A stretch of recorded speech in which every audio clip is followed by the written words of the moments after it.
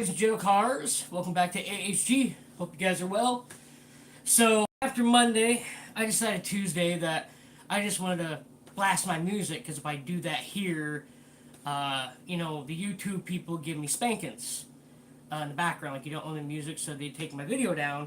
So I just wanted to do a little bit more work Tuesday on my own than I took yesterday off, so it kind of helped my body a little bit.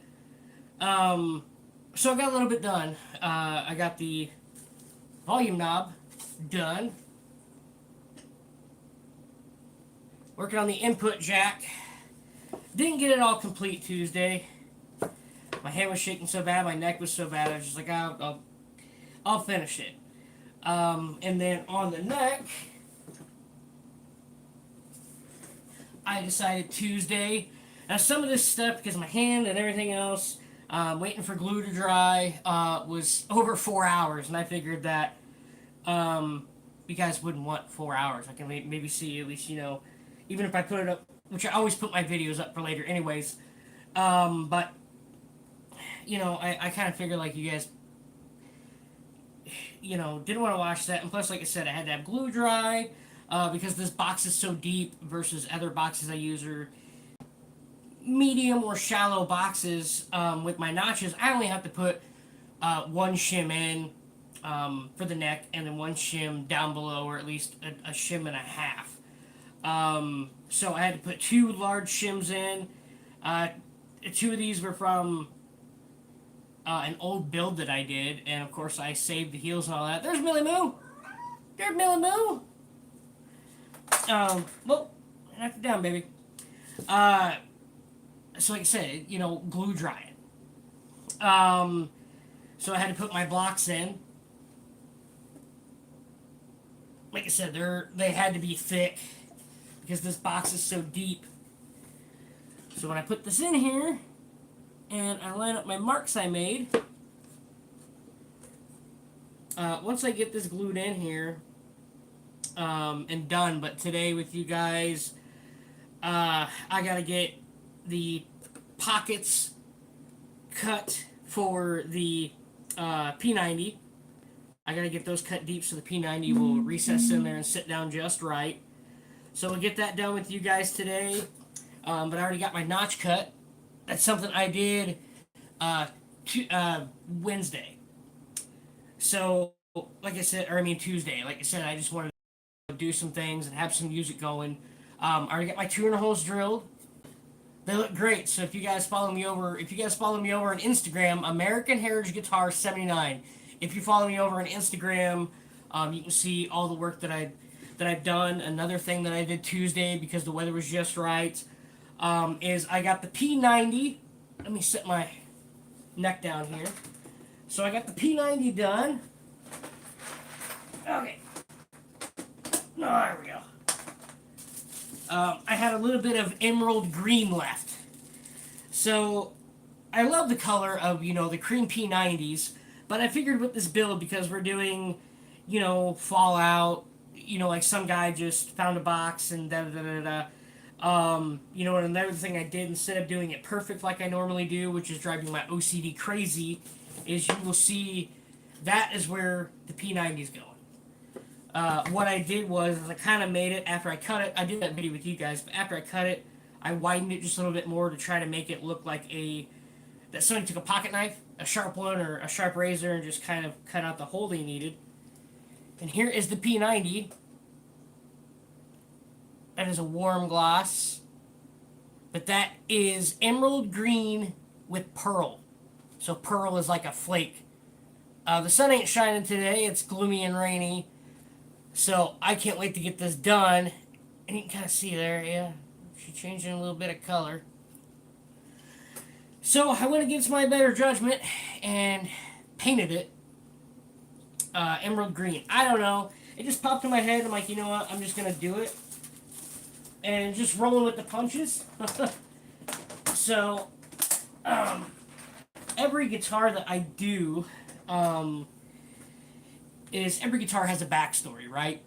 Well, to me anyway. So every guitar I create, I try to make up some, backstory for it. So in this case, we are doing the Fallout game, because obviously we're paying homage. There's the cap, the Nuka-Cola cap for my volume knob.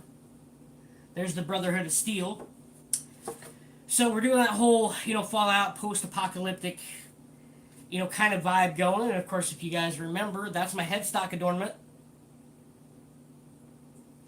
So this thing looks really great. I mocked up. If you are friends with me on Facebook, or I mean not Facebook. If you are friends with me on Facebook, which is Braden American Heritage Guitars, or if you're friends with me over on Instagram or TikTok, American Heritage Guitars 79, I showed a lot of this behind the scenes stuff. But I mocked up those tuners, and those parlor tuners, the 1950s tuners, they fit this build. So, like I said, I have to get this right here. You see these two lines? This is cut down to fit the box. So the top of my box lid, that fits the top of the box lid. And then I've got to do a little bit, cut these down so that way the P90 recesses in there, and then, drill the hole so we can put the P90 fixed in there with the spring. And then hopefully get my frets done. Our kitter, which is Millie Moo, you can see her right there. She accidentally, this is sitting on the side of my desk, and this is my fret saw template, and it fell, and when it fell, it knocked these loose again, so I had to sit there and glue them. So the glue is not quite 100% dry yet to do frets just yet. But I figured if I get my holes drilled that hold my neck, and as you can see there's my heel. So you're probably wondering yourselves, well, this looks pretty square, right? Well, that's something else I'm going to do with you guys. So every build that I do is, I want the neck to feel like an actual guitar neck, like a Gibson or a Fender. So we have to round our corners so it's not squared in. That's where the fun comes in. And that's when you get your trusty, get one of these guys. These are actually for horses' hooves. Just like this old one here. This is about 1925. This is Bethlehem Steel Company out of good old Pennsylvania. That one's just about had it. So I got one of these newer versions that would be used for cow hooves, and like I said, you need one that's pretty sharp. So what we need to do is we need to round the neck off, which is a lot of taking this before you take your sandpaper. You stop for a minute, you sandpaper. So I like my necks, like you can see already, this fits perfect for me. But let's say if I let somebody play this guitar and be like, here, play my guitar. I want them to hold this in their hands and it feel like an actual real guitar neck. So I do have a router. I do have one of those. I do have a router, but I'm not going to do that here in the kitchen because sawdust would be everywhere. So, and I can't do it outside because where our plugins are, everything's too far apart to drag one, out the door. And so I do this by hand for now.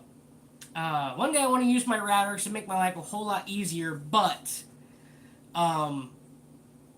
taking your hands and actually doing this yourself to actually profile your neck to look like a real neck, it's just something else. So I want to try to get all that stuff done with you guys filming today, and I'm hoping I have like a 2-day good window before rain again.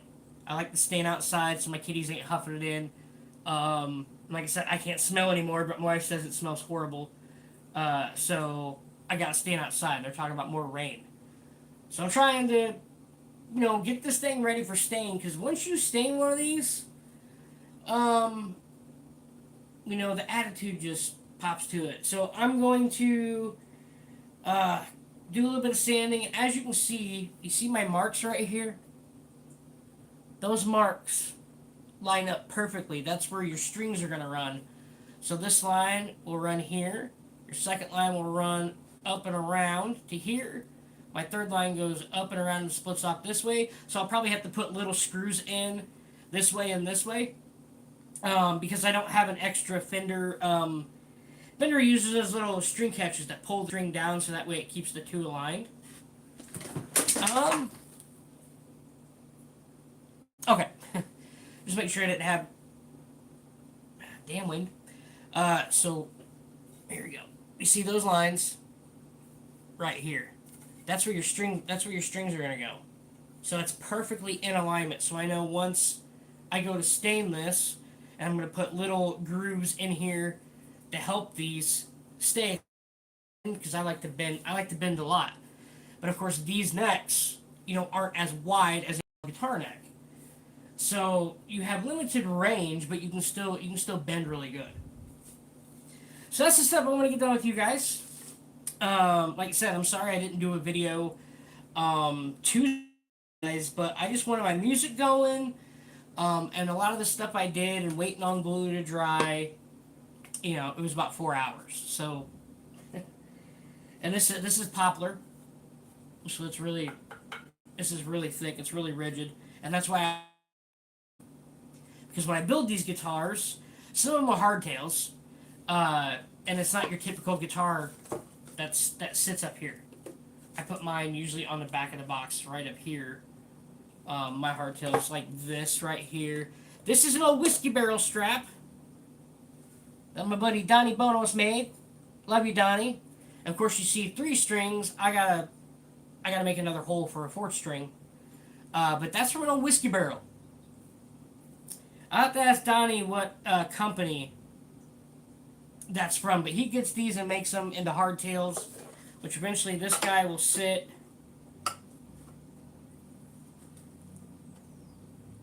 just enough. Let me hold this right here. Just enough for the strings to come through, and then right onto my saddle. That's the plan, anyway. So here comes the fun part for me and boring part for you guys. Let me get back here. What are you doing, Mel? I know, mommy's stuff knocked over. The wind took it out. Don't lick none of that. So anyways, we gotta get this sanded. So all you want to do, well, I mean,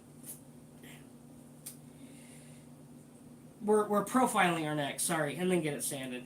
So basically, all you want to do is, if you don't want to use a router, which is okay, so you're going to go up over this way, and then when we flip this one over, we're going down, and then we're going to flip it around and do the complete opposite. That way, you're getting your contours perfect. The way I like to profile my necks is about as close to Fender and Gibson combined. So these things feel really good. You gonna say hi, Millie? You gonna say hi to everybody? Your tail's in the way. Careful. Jump, Millie. Good girl. Alright, let Daddy do some work. You just stalk people outside, huh? So anyways, all you're gonna do is you get yourself into a groove. This step was really, really hard. Normally you're supposed to use a router, but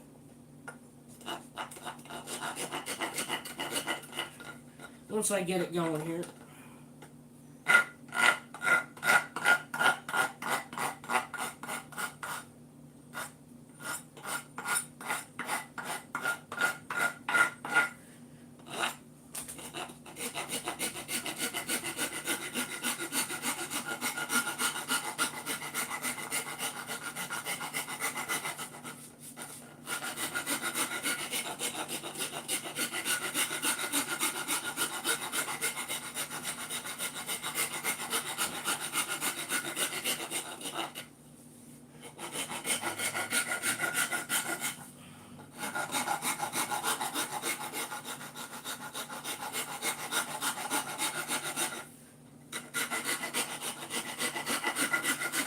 So you're pretty much just gonna, grind to your heart's content. Where are you going, Millie Moo?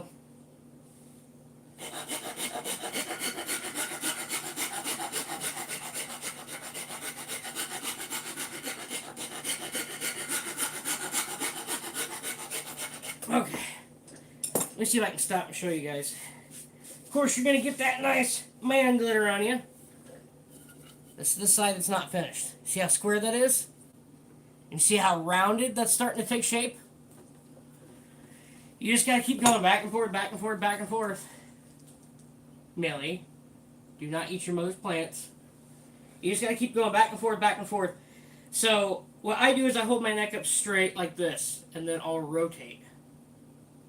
So I can keep getting my curve, the contour. And because of the fact that my fretboards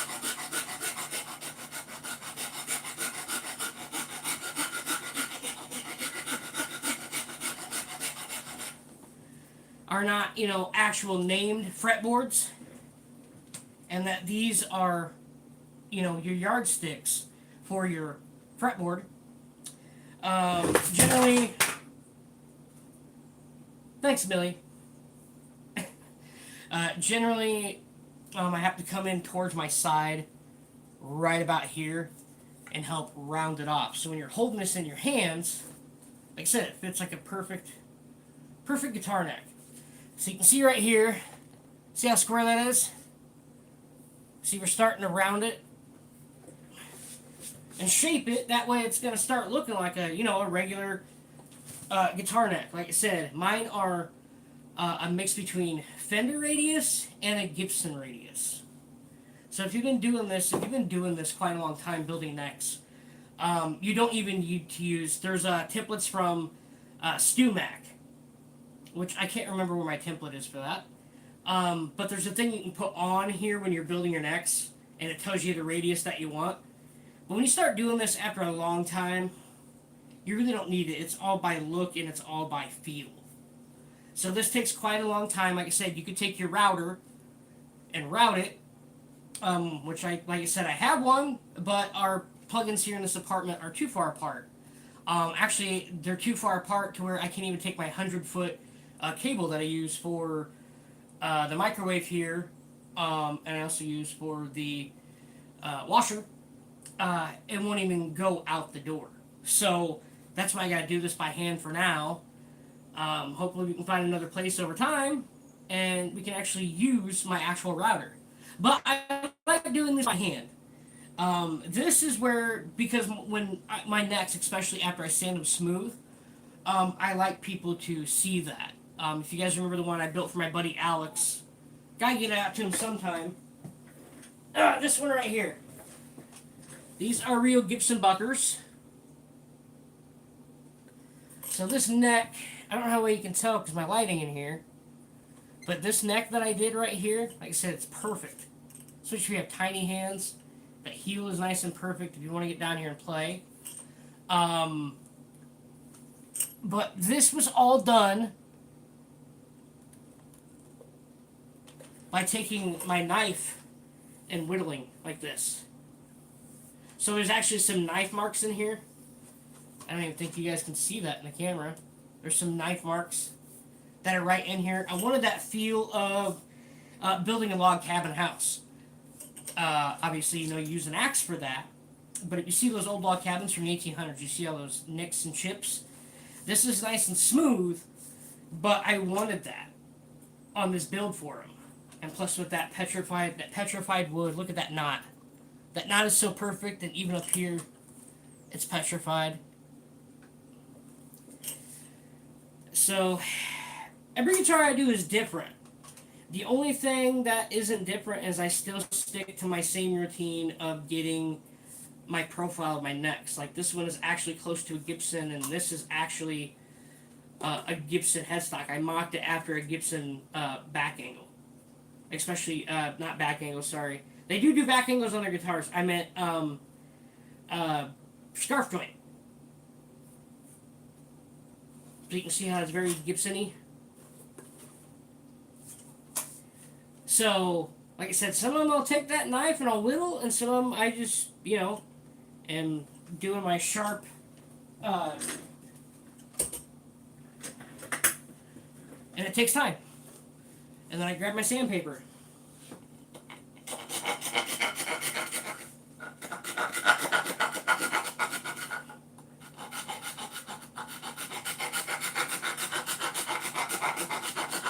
I said, this is poplar. Millie, don't eat that plant. Come here, girl. Millie, no. You're trying to break Dad's things that Dad built. You know that? Dad worked hard on this. I guess we'll put it over here. My our cat Millie. You guys remember Mill Moo? Here, she's right there. She'll be 1 year old in May. She's trying to eat my wife's plant, so give me a second here. Millie Moo, hey.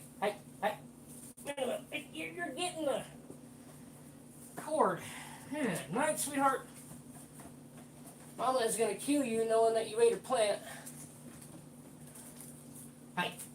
No. Go on, Millie. Okay. So like I said, you just grab your file here. Turn you back this way a little bit. You just grab your file, set it on your lap, and you just start contouring it. What you're trying to do is you're trying to get it to not be square. So you're going to start rounding your edges. And when your edges are finally rounded, you actually go over and back and forth like this. So I don't know how long it's going to take me, to be honest. Because this is poplar, and it's really, really thick. Poplar's actually thicker than oak. Will you quit, Nellie? Come on.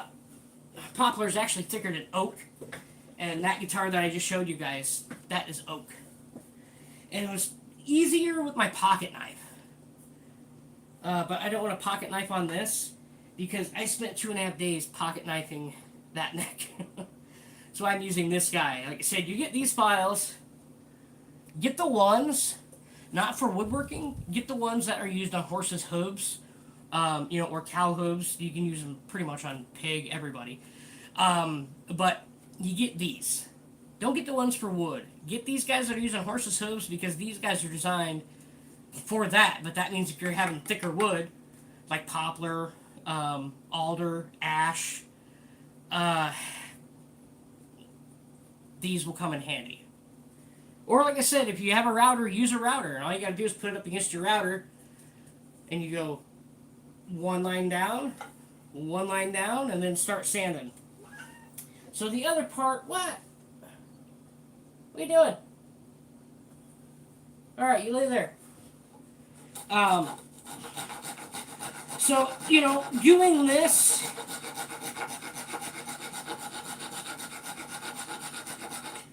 does take a lot of patience.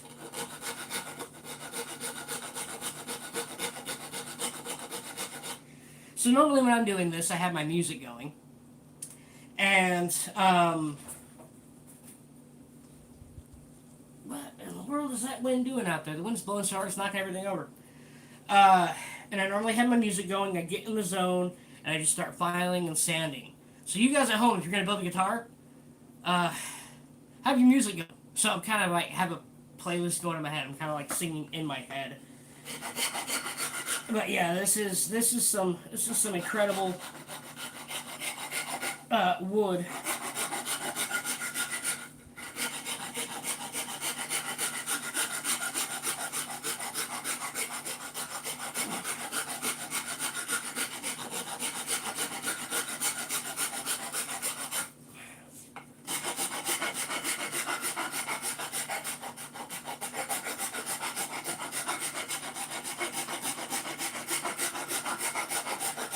So I'll show you guys in a second here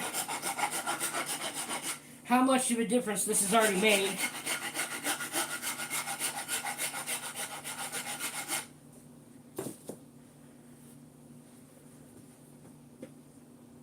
See how that's not perfectly square?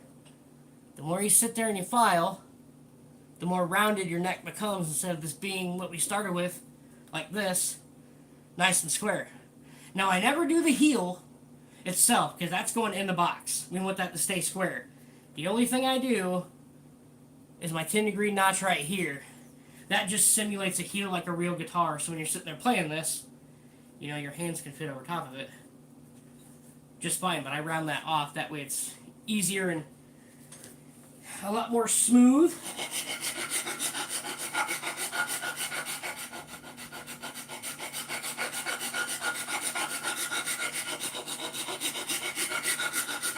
And you just kind of get, if you're seeing what I'm doing this, you kind of just want to get a motion, but you want to keep going up and down and up and down.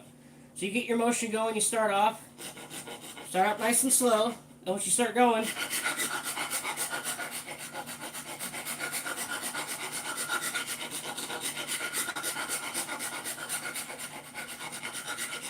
like I said, this takes a lot of time. So I might peel off here in a minute and we'll get our holes drilled. Like I said, look at that Nuka-Cola cap. Ain't that cool? So I'll show you what I'm talking about. This slides in the box just like that.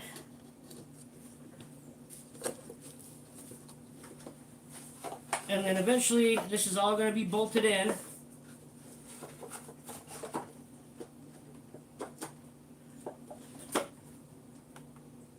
Like that. So that's perfectly straight. It's always what you want in your guitar. You want it perfectly straight.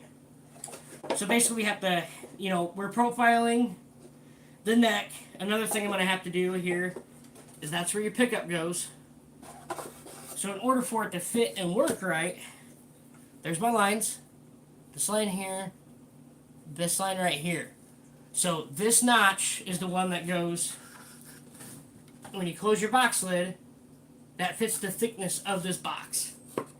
So you always want to do your thickness. And how you do that is, so when you cut these out, take this one, or the top one, and when you take those, you put it up alongside, well, here, let me do it this way. You put it up alongside here, draw a line how far down it goes, and that's the line you're going to go from where your fretboard is to what goes with the box. And that'll tell you how deep you're going to be cutting that down. So that's another thing I gotta do is I gotta cut these two lines down nice and perfect for the to fit the P90. So the P90 sits in. Another thing I'm gonna have to do because the P90, I don't know how many of you guys, and be prepared for all the man glitter in the world. It's hard to get out of your nose hairs, then when you take a shower and you don't realize when you sweat, yeah, it gets all over you. Let me see, where's it at? No, it's not here. Anyways, so, oh, yeah, I put it back in there. So you have to get this recessed. We're going down about 2.5 inches or 3 inches. I can go down 3 inches. So then that way, this line and this line, we gotta cut all of that. So the P90 sits flat and flush. And another thing I'm gonna have to do after I cut this for the P90, I'll do a test fit. So it's going to take a little bit because this is poplar. This stuff is thick, man. So I might peel off of doing the neck here for a minute so we can do other stuff together because I don't know how many of you people really want to watch me sand. But like I said, when you're doing this, like I said, this is from Bethlehem Steel Company. This was my very first file to do for horses' hooves and cow hooves growing up. Bethlehem Steel. So this is the 20s. And it's pretty worn out. It's not as... Oh, shoot. Where'd I drop it? I just keep it as a memento. Sometimes I use it to help smooth everything out. But the new age versions for horses' hooves, these things are great. You can get the ones for woodworking, but if you're going to deal with poplar, ash, alder, sometimes like a thicker oak if it's more petrified, and let's say you don't have a router, these guys for horses' hooves come in handy because they'll just eat wood. So like I said, all you got to keep doing is just, filing away, stop, see how it feels in your hands.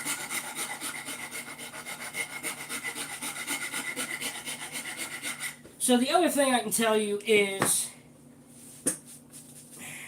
and that's the thing about building these guitars. Building a CBG, cigar box guitars, or folk art instruments as people call them, there really aren't any rules, except when I think about it, being a guitar player my whole entire life and being a bass player, I played drums, piano. The only instrument I've never played is a fiddle, and I've always wanted to play one. But I always think of, if I want to hand this to somebody to play, it's got to feel like a Fender or Gibson. It's got to feel like that in the back. So right now I could just leave this the way that it is because it's not as square. You can see how we're rounding it off.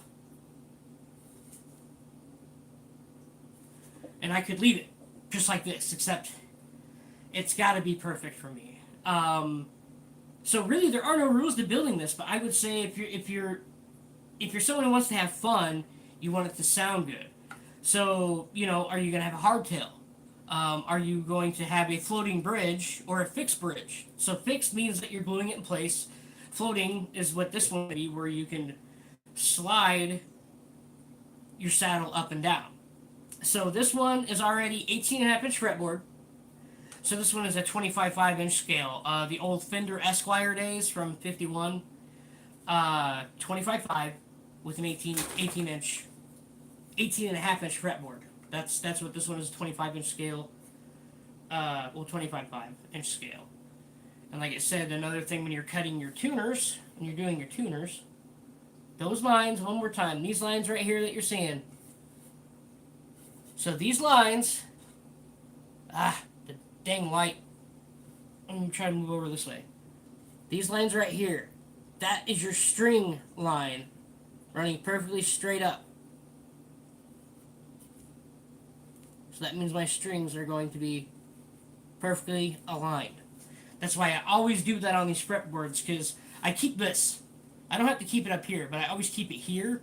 Another thing I like to do about this is that my 0 fret, or my nut, for example, is a jumbo fret. Same frets that you find on a Gibson, same frets that you find their Jescar, same frets that you find on a Gibson or Fender, or pretty much a lot of the other names out there. But I'm a Fender, Fender Gibson kind of guy. So that one will go right there. I can use a regular bone nut, but the problem is they're very expensive, especially if you're going to buy one that's just a square block and then you're doing all the work yourself. That's why I just go with a jumbo Jescar fret for my 0 fret or nut. That's why it's not why I'm showing this, because it's not as cool as believe me, I will. When we get closer, I pretty much need to stain. I need my fret miter box to get done. The glue takes about 2.5 hours to dry. So like I said, Millie there, she knocked this off. So what this does is you can set your neck in here. Like this. And you're gonna make your frets perfectly aligned, perfectly straight. You're just gonna go down the line. So that's why I love this thing. Just gotta wait for it to dry. So we need to get our frets ready. I'm either trying today or tomorrow before the rain happens again, because I need to stain it. Between the stain and between my poly, that is a warm gloss, so it's a nice sheen.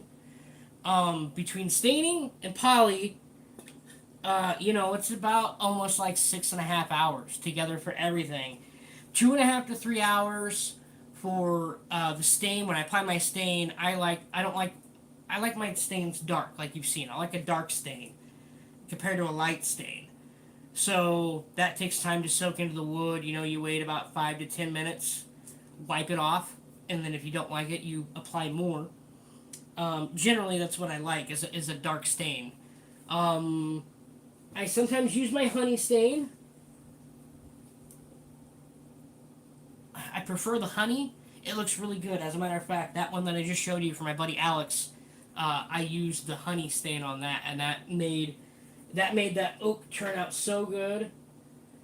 And then this one, because if you look at the box, right? So instead of a honey stain, because I don't want the light to dark, I want it to match. And like I said, normally with these fretboards and how I make them faded to look like they're sun bleached, when the stain goes into these, and I did this the way it looks sun bleached, it looks the same. It looks older. I prefer gunstock. So gunstock is a little richer. Let me show you what gunstock looks like. I have an amp here that I haven't finished building yet. I got into my accident and could never finish it. So I haven't finished it yet, but you guys can see the box. This is a nice little travel amp. Will be a nice little travel amp, and it has a psycho knob. You could turn the distortion up on it. But this is gunstock with that nice poly. That's a warm gloss. See how that looks good in the light? It looks even better with actual sunlight. That's a nice little travel amp. A little 3-inch speaker. All the components and everything. And then, of course, my other maker's mark. But that is gunstock. You can see how that fits well. The color is perfect. So I don't like my colors to mismatch. And the box. So the other cool thing, let me show you this one more time here. Alright, so the other cool thing is the stain to me when I build a guitar. The stain to me is the look of the box. And that's where I go from there. You know, I probably need to get a couple more stain colors, but I like dark. I don't really like light stains. This is honey. It's nice and rich and warm. I hate the light because I don't know how well you can tell. Like I said, you can see the petrified knot as my heel. But look at the color change of the oak. You can see that color change in the oak. And you can see the petrified. So it all depends on the box. Like, look at this. Look at the back of this. Look at the grain. This literally looks like it's been aged.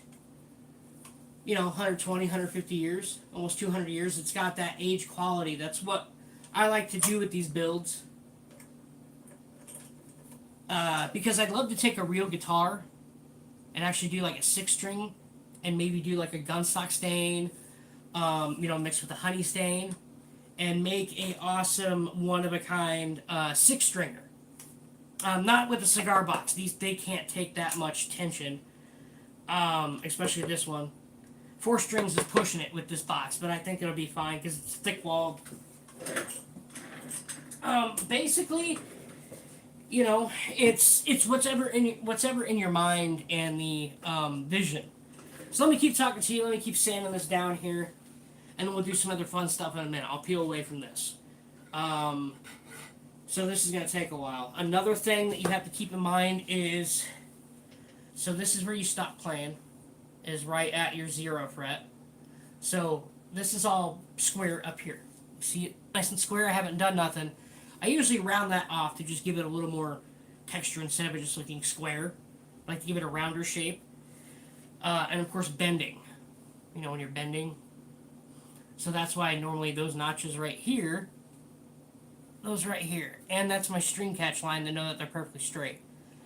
I always take my file like this. Where is it? It's buried in here somewhere. There it is. I think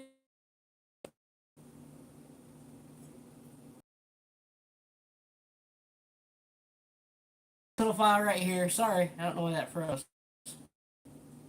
I take these edges, go up here, and all my builds, I line this up perfectly.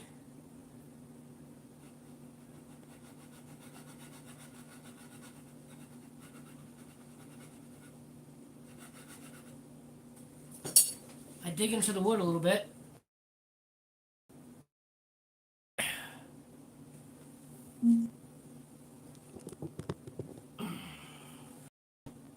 Okay, right there. I don't know why it keeps doing that. My internet must be...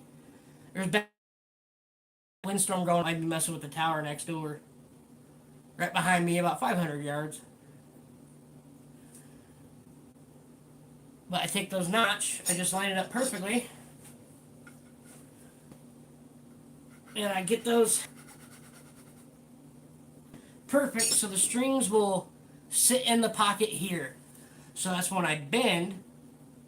Not only do, I put my lines in my 0 fret, but when I bend, that means it's going to be in the wood, which is also the tonality of the wood, with the tonality of the box is also going to be lined up with the tonality of the hardtail, which means you're going to have a nice, deep, warm, rich sound. The P90s that I'm using, the P90s that I just showed you guys a little bit ago, some of you are the same ones that are popping in and out here. Those are a replica wound original spec to 1950s actual Gibson, like the gold tops, for example. So they sound like I heard a buddy of mine build a guitar and he put one in it, and that's why I was like, okay, I gotta do a Soap Bar P90. And it was the replica of this one, and it's got that muddy, murky. It almost sounds like somebody cutting a record in the 1950s. It's got that grit, especially when you're hearing it off a record. So how I'm building the tonality of this box to work with the tonality of this wood and the tonality of using this hardtail, I think it's really going to sound nice. It's going to sound heavy. It's going to sound thick. Because this is... it's not balsa wood. This might be... I can't smell. I lost my smell in the accident. This might be... It looks like a walnut. Judging by the grain. So walnut with...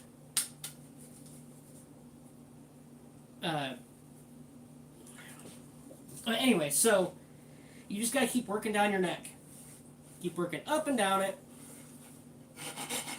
Trying to get it shaped and profiled.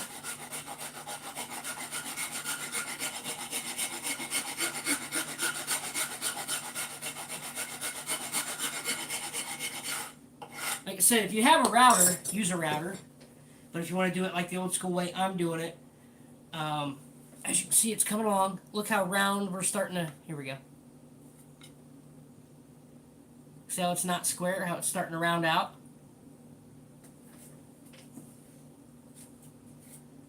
So depending on how your hands are, if you got big mitts or little mitts, my mitts ain't that big.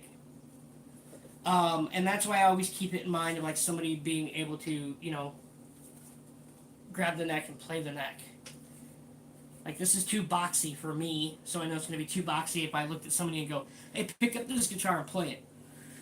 So like I said, some of this stuff takes time, Normally, if I get really OCD problems, most guitars I build, especially if there's more intricate, like the washboards, if you guys remember the washboard from 2 years ago, both washboards, those were about like a month. So something like this is probably, a few weeks. This one might go together faster than that, but we'll see. I really don't like to rush building these guitars because some people look at these guitars like, look at that. Look at the Nuka-Cola. You don't see a Fender, you don't see a Gibson, a Dan Electro, which I love Dan Electros for lipstick pickups, because those are my all-time favorite pickups. Still searching. Grass guitars and pickups are awesome. That's going to be the next build, probably after this one, or the 1950 coal shovel. I haven't decided yet. Because I only have 2 necks left. I got to get more necks. I've got one more neck, blank. I already hear it in my head, I know it sounds crazy. But looking at the wood, looking at this, but that's the thing. So you don't see a Fender, you don't see a Gibson, you don't see anybody doing something this crazy with a regular guitar. Because I'll be the first one to tell you, I want to try to get a guitar kit, a DIY guitar kit. I I don't like the necks that most of those have. If you look them up on Amazon or look them up on Temu, um, I don't like how the headstocks look. They look ugly, my opinion. But I want to take one of those guitars, and either do, like a Fallout one inspired, my automotive inspired. So like my pick guard, I've got tons of old antique license plates that I do LPGs, license plate guitars. That I'm gonna do a pickup cover with one of those old plates. What's up? So, I want to do one of those guitars like that because this is just, to me, this is cool. The Nuka-Cola caps, we're doing the whole Fallout. This has bullet holes through it. I mean, I would take a DIY, one of those kits off of Amazon or something. I'd put a couple of rounds through it. Put a few 9mm through it, hollow points. Just something different. Like I want to build one of those guitars that could be something that's badass, something that's cool, like these CBGs, cigar box guitars or folk art instruments. I want to do something that's really, really, um, really cool.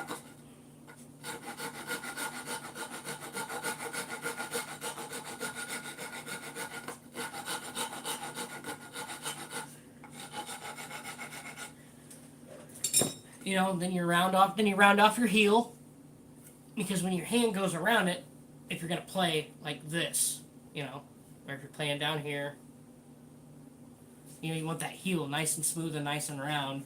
That's where the sandpaper comes in later. I don't have this just perfect yet. This is such hard wood that it takes a long time to form, especially doing it by hand. But I might peel off. We might get the holes drilled. Where do I got you guys at? Here, let me flip you this way a little bit. So those two, if you see there you go. If you see the marker holes, so those marker holes, let me get you back down here, are where this sets in place. The neck comes up like this. Nice and straight. Nice and perfect. Now, normally I put a back angle on these. So what that means is, I don't think you can see it on the other guitar. So from where you cut your notch to where your lid sits like this, see how it's overlapping? So from this notch to back here, you normally, where my finger is, go from here about 2 inches, and you're going to go thinner, thinner, thinner, right up to this line. What a back angle does is you got more action on the box here, which means when you pick, your pick isn't hitting what you're playing. So it adds a little more, and then gradually that back angle sweeps down. Gibson's have a back angle, Fenders don't. That's normally typically why I put back angles on these, but because of how this box is designed and not as thin as the other boxes I use like that one, I'm not putting the back angle on this one. So we're pulling a Fender instead of a Gibson this time, but that's okay. Branch off the herd. I always have a thing I get into about my back angles, like 3 to 4 inches. 3 to 4 inches, and then come up like this. What that means is when the box, this sits in the box, is the back of the box from here to where your pickup is barely touches the box. So when you're actually playing the guitar, it helps everything resonate very loud. It helps the wood that you're using as your neck and your heel. It helps the wood that you're using here. Like that guitar over there, it's balsa wood. So it's not as thick and rich. So that's why, I put the 2 Gibson Buckers on it that my buddy sent me. He was like, hey, build me a guitar. I'm like, okay. But, life happened. My accident happened. And, yeah. But so this just takes time to do. I'm not sure if I'm going to get it done with you guys. I don't know how many of you guys want to watch me for, already 50 minutes here. But I'm almost thinking this might be how I want to get it right and perfect and smooth. This might be probably 3 or 4 hours. I'm sure nobody wants to watch me for 3 or 4 hours sit here and whittle away at wood. Um, but yeah, man, it's just taking your time. Like I said, get your music going and flowing.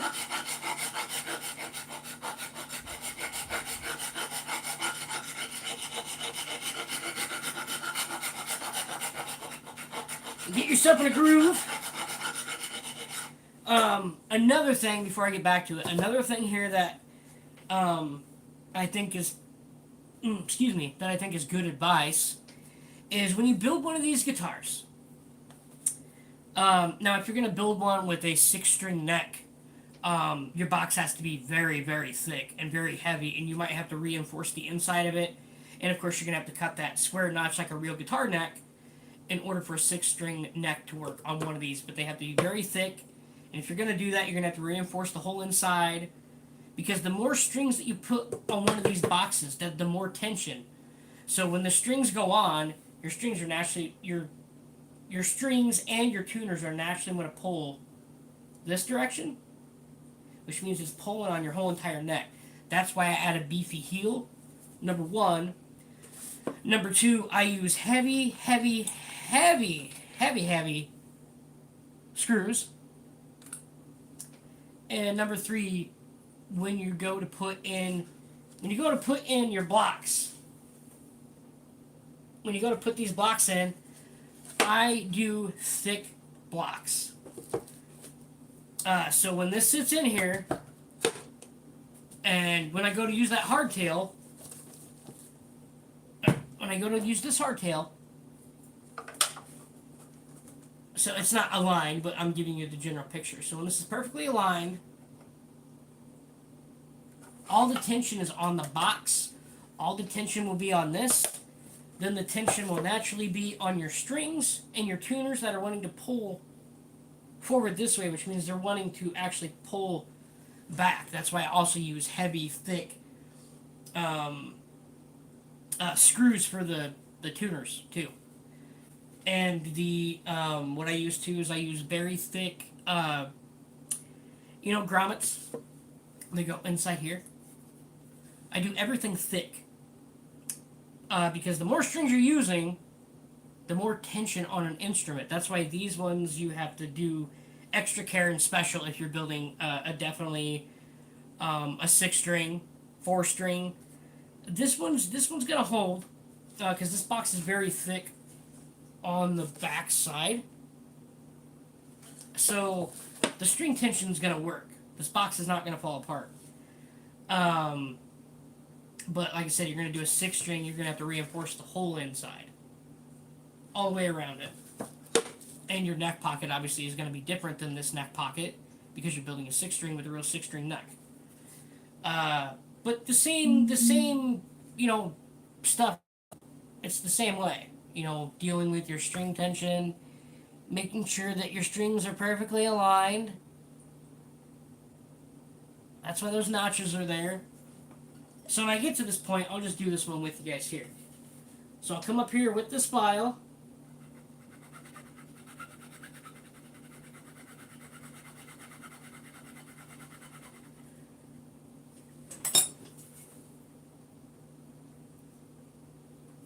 That way the strings sit right in here.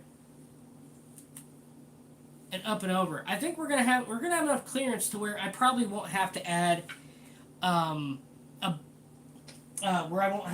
a string catch for downward force tension. I think we're going to have enough here to where I don't have to do that like I normally do, because this angle is perfect. That's 15 degrees. Or no, not 15.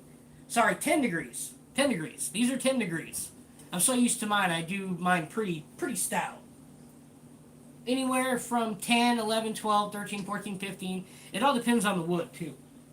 Like that one's perfect. That one's 15. Yeah, these are 10. These are 10. So basically, you're going to cut your wood. You see this line right here? I'll do another one with you guys live in a moment. But this right here, you're doing a scarf joint. So you're coming in, you're cutting your wood like this, and then you're flipping the piece of the wood.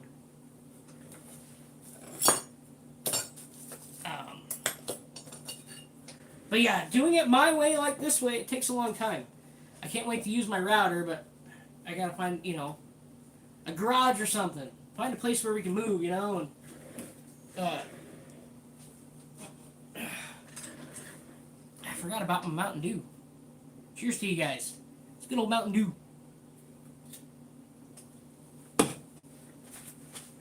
Like I said, patience. And put on whatever music you like. Because I have found that some of my guitars I've done, the diddly bow with the washboard and the 3-string washboard that I did using a porch spindle or a table spindle leg. I was like, you know what? I played country the whole entire time with it, and I'm like, it gives it that country, well, country slash blues. It gave it that whole entire, it gave it that vibe.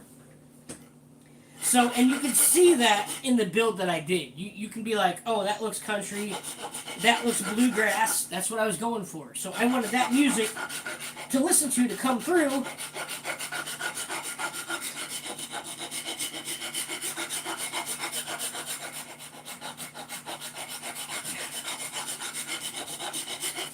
In that kind of a build design.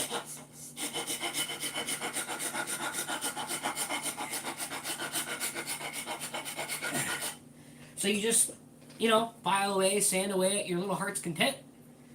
Like I said, music going. So I'm trying to think of music in my head while being on here with you guys doing all this. Because I don't want YouTube to give me a spanking. So that's why I don't have music going. But yeah, you just file away.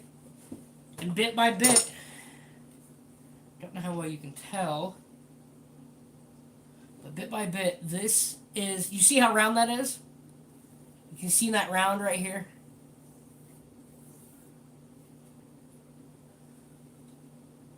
I don't know how well it comes through in the camera, but it's getting rounder. See, that's not so boxy? It's about preference to you. It's really about preference to you. But if you're going to build a guitar that's for you, and then, you're hanging out with a buddy and be like, hey man, you want to play my guitar? You kind of have to keep that in mind. I mean, I don't have friends, but, to hang out with and stuff, But if I can ever get out on the road and, release some of my music and do some of my music I've been writing, which would be really, really nice, mind you.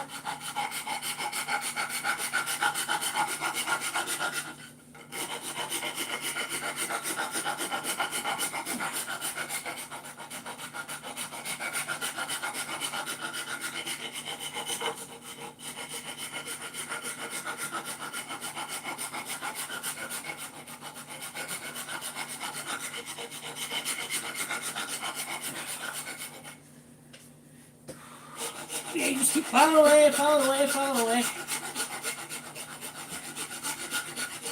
The biggest thing, too, that you want to pay attention to is when you're filing this way, you got to stop every time, feel it to you, because then it's like, oh, this feels right to me. Then you can go on to your sandpaper. From your heaviest to the lightest. You know what I mean? And go from there. So it's honestly all about feeling. You gotta feel your neck. You gotta see if this is the way you want it. Then you start sanding. Like I said, if you got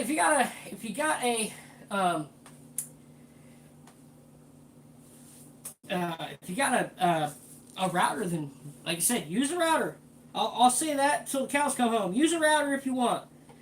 But if you want to get nitty and gritty with your instrument, this is the way to do it. It's the perfect way.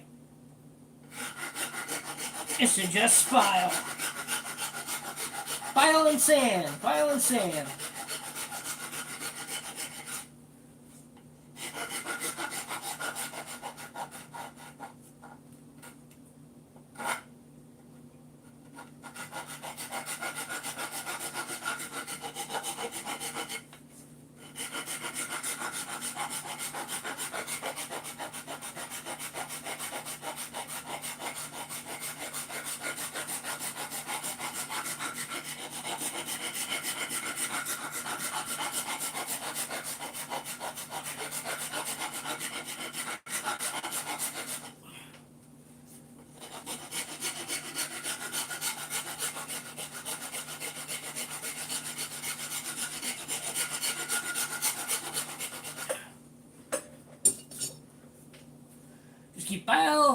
piling sand, piling sand, piling sand.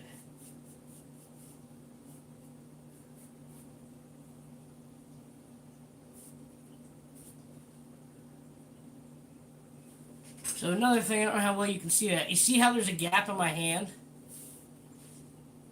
Well, you can't really see it at that angle. But there, see that gap? This is me with my thumb.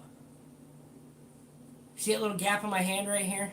I can stick my finger right through that gap. That gap is what you want to eliminate. Because some people play guitar and they use their thumb for bends or they use their thumb for muting. And if your hand is looking like that, you can stick a finger through it, that means it's not round enough. Like I said, it's all about preference. But you have to think about other people too. If you're somebody who's like, you know what, I love my guitar the way it is, but also like in the back of your mind, well, I'm going to hand my guitar over to somebody. Well, if you're going to hand your guitar over to somebody, then you do want to take, you know, a Fender spec neck or a Gibson, you know, into account. I know there's other companies out there, but I am a Gibson guy. I'm a Fender guy. I wish I still owned a Gibson. I can't afford one right now, anyways. Let's buy Rob Trains, you know. Rob Trains and Raising Cane like the days of Jesse James. It's one of my songs, actually. Um, but I've been that way my whole entire life. I love my Telly. That's all I have left. But when I grew up, I had my Telly. I had a Strat. I had a Fender Thin Line, which I want again because they're awesome. They sound great. You know, I've always wanted a Gretsch. But, you know, my Fat Strat, man, the Fat Strat and just the Telly, you know, they're, you know, you can play blues, you can play rock. You can play rock on a Telly, but it just feels dirty. It feels wrong. You know, I get my distortion pedal out from time to time and play that, you know, and do that. I'm like, man, it's so dirty. Because it's just the original 1950 setup, you know what I mean? So it's pretty much just like country. Every time I try to play rock on that, I'm like, nah, I need to get an actual, like, you know, hot railer and let her read. So, but that's just me. That's all about preference. If there's anything I want you guys to take away from what I'm doing, it's about preference. I will never, ever, ever tell somebody,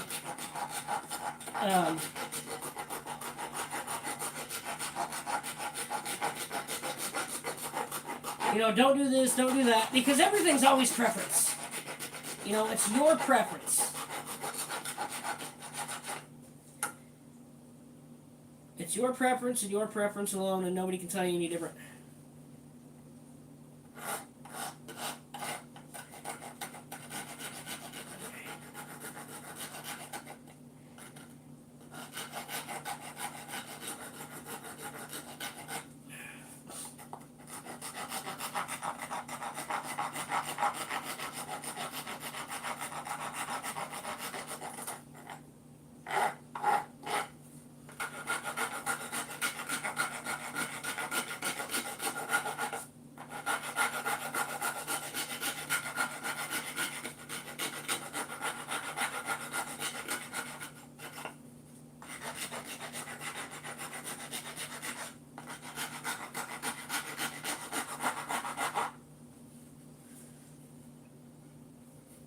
Smooth that out. Like I said, everything is preference, but it kind of does help. I'm sorry, I'm not trying to.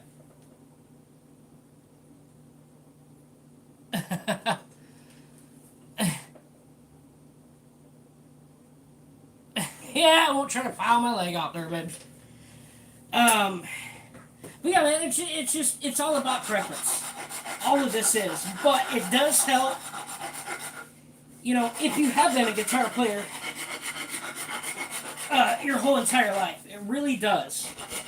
And what I mean by that is you're gonna know building one of these is the same thing. You know, you have 3 strings, 4 strings, a diddly bow, a chugger meaning 2 strings, but all the same stuff applies to a 1 string, 2 string, 2 string, 3 string, 4 string, 5 string. Everything applies the same way to, a real guitar. You know what I mean? So make sure I'm trying not to miss anybody's comments. So, if you've been playing guitar your whole entire life, when you're building one of these, then you're already going to know what you want, what you expect, what you want to hear. That's why I say tonalities in the wood. That's why not all cigar boxes are the same. And that's why this one, for example, it's a Perdomo, but listen to this.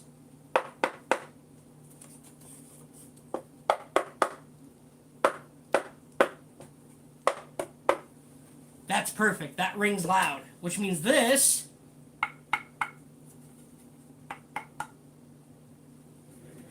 put it all together, you're going to have one hell of an instrument that has awesome, incredible tonality. Your tone isn't just in your instrument, in the wood, in the wood and the neck. How you play is you. These things, your flanges. In this thing. You add that together with your instrument, your tonality is endless if you know how to use it. And you know how to do it.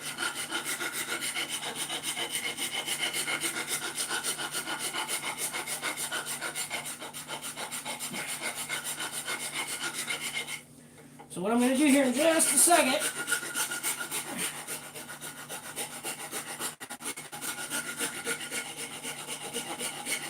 I guarantee you I'm going to round this more.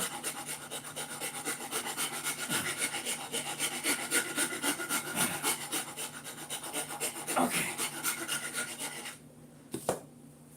So I always look at it when I take my time.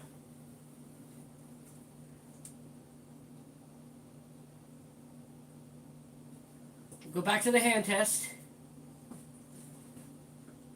You can't really see, right? Oh yeah, you can see right there. But wait, let's go down.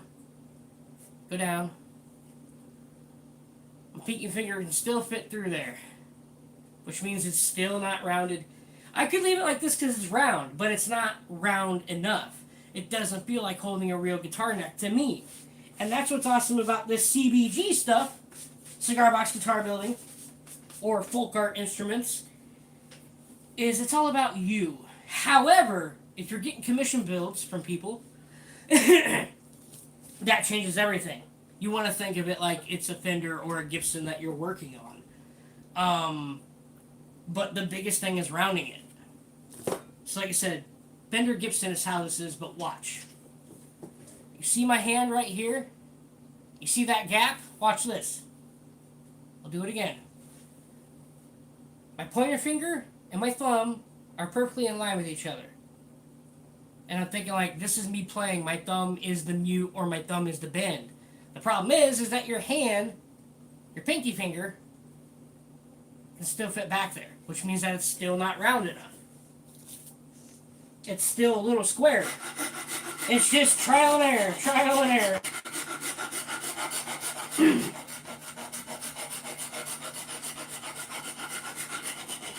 Or as the penguins of the Madagascar say, smile away, boys. Smile away. Use a respirator if you want to use a respirator. Excuse me. Or you're going to start coughing and hacking. When you hack at plumb balls, it's going to be part dust, which that's me. Me in a nutshell. Yeah, so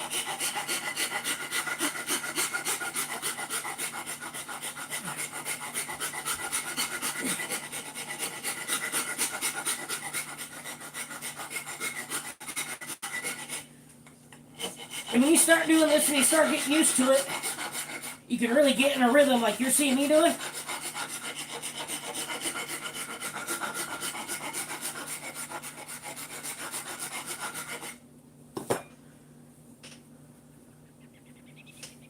Thumb, pointer finger.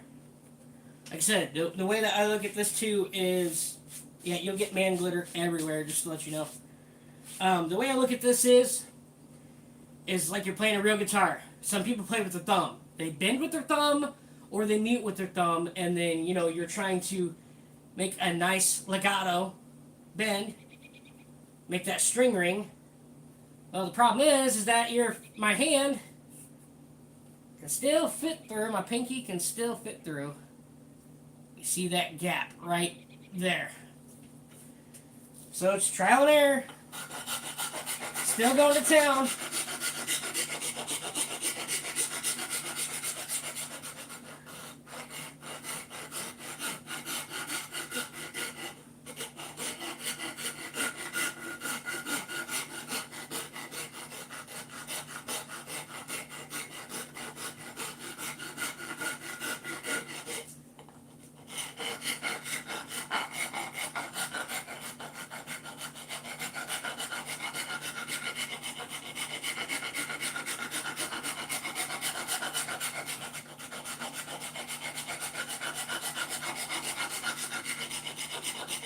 So yeah, this part's not fun,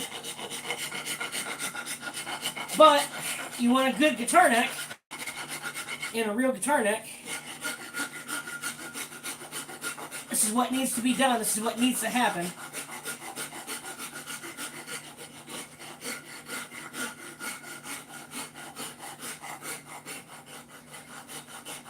And that's why sometimes it takes me half a month to a month to build a nice quality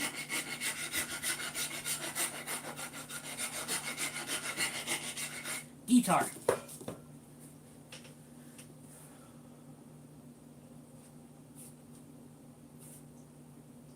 It's still a little thick. Oh.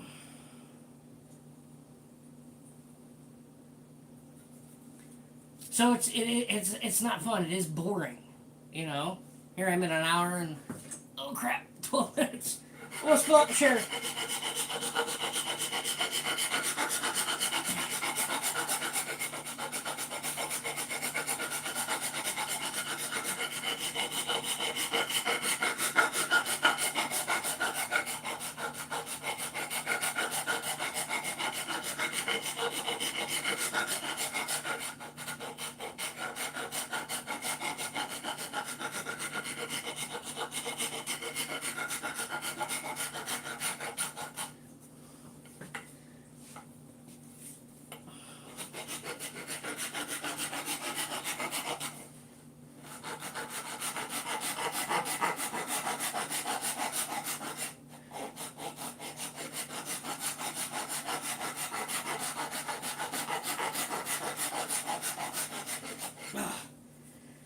Well, like I say, it's boring, and you're gonna get man glitter everywhere. But it's worth it. Make sure I'm not missing nobody's comments. Sorry, guys. I'm, like I said, to get in the zone like this. Well, I guess I can stop doing this. And I don't have to do another video on this. But if you guys don't see a video, either I have to chill because my body's not acting right. Now we're getting somewhere. Down lower, at least.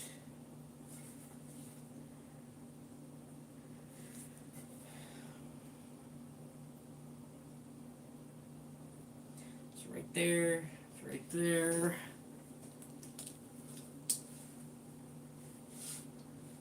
Where's my herring? Nice and straight.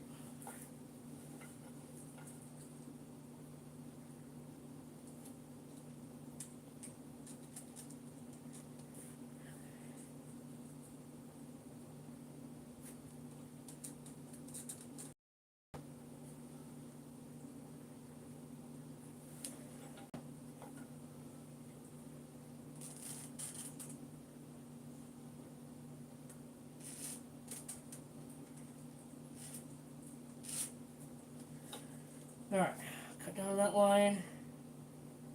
Cut down that line. So here's another thing where I don't have the nice fancy tools. So, cutting all this, pure strength and by hand and by saw.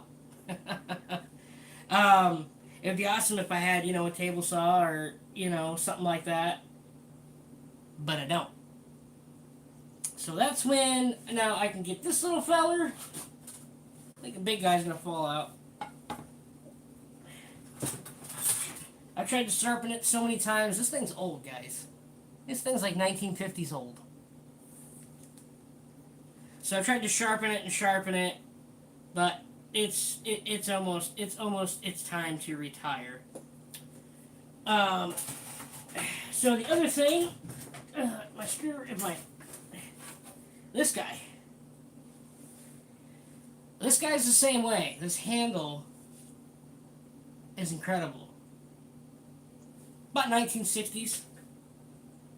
If I look at the stamp on it, yeah, 1960s. And what sucks is I lost the third one in the middle, but it's still, it's about ready to put a new one in here. I just really hate that because this is like OG, as people would say, original gangsta. And of course, it's missing 2 teeth right here, so I always have to be careful. It's old. I don't like replacing with new. You know what I mean? I don't know. It doesn't have the same feel.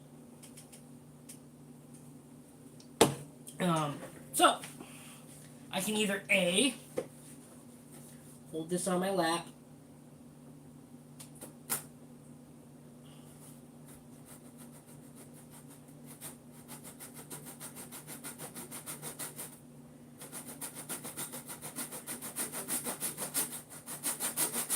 And be very, very careful. Ah, shit.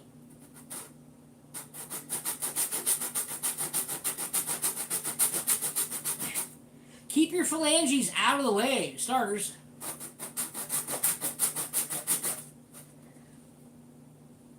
Okay.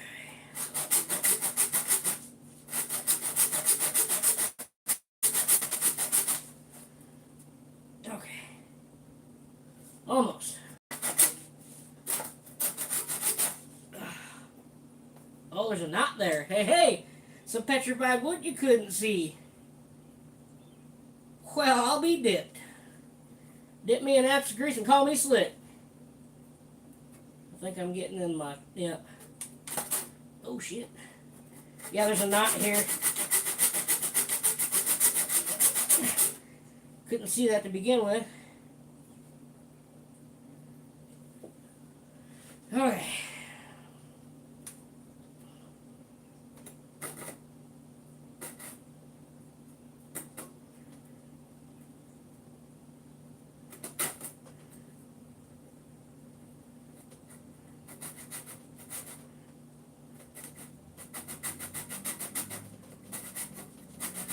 So what I'm doing, hold on, let me get going first. And this is where a table saw would come in handy. But if you want to be old school, be old school. Just watch these guys. You want to play guitar and build guitar, you gotta watch these guys.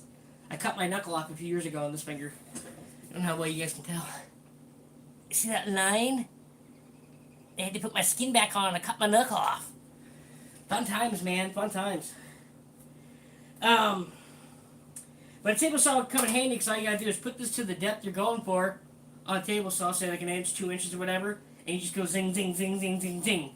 Done. Well, in my case, don't have a table saw either. So,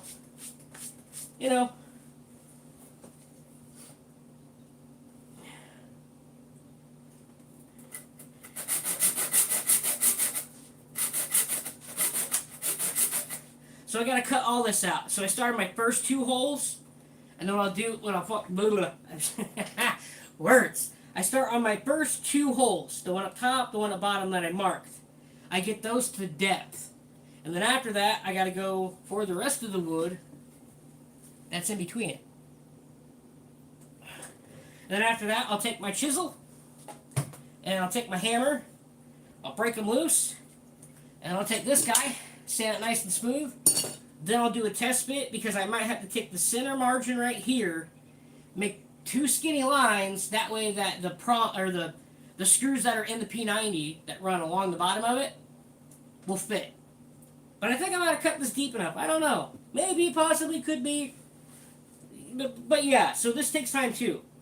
But it's another thing that I want to get done and out of the way. So I can try to get this thing ready for a fret job once that dries. And then I want to hopefully try to stain. Either today or tomorrow. It's like a 2% or a 5% chance of the R word. So, and then after that, it's just heavier rain all the way into the next week. So, I'm wanting to try to make my deadline here of getting it stained. Like I said, because stain and putting the clear on, that's about 4.5 hours in between that range for all of it to work. So, yeah, like I said, I know this takes time. I know it's boring.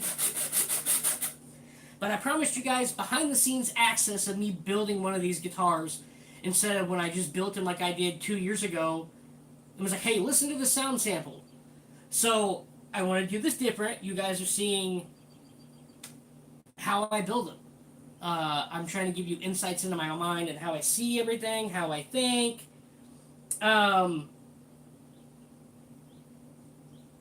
yeah, I'm just trying to get it that way. I might get one of the parlor tuners out and like hold it in place and show you guys, because those 1950s parlor tuners, mwah, chef's kiss, Italy.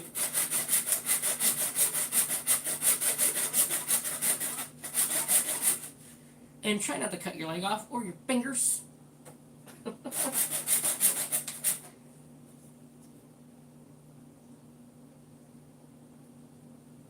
Alright, let me do a little bit more on this one.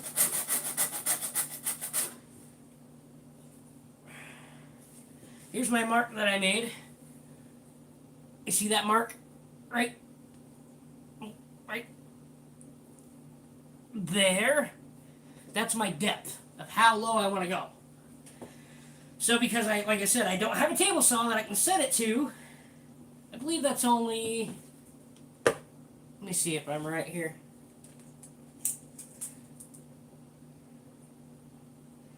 That's literally about 1/2 inch.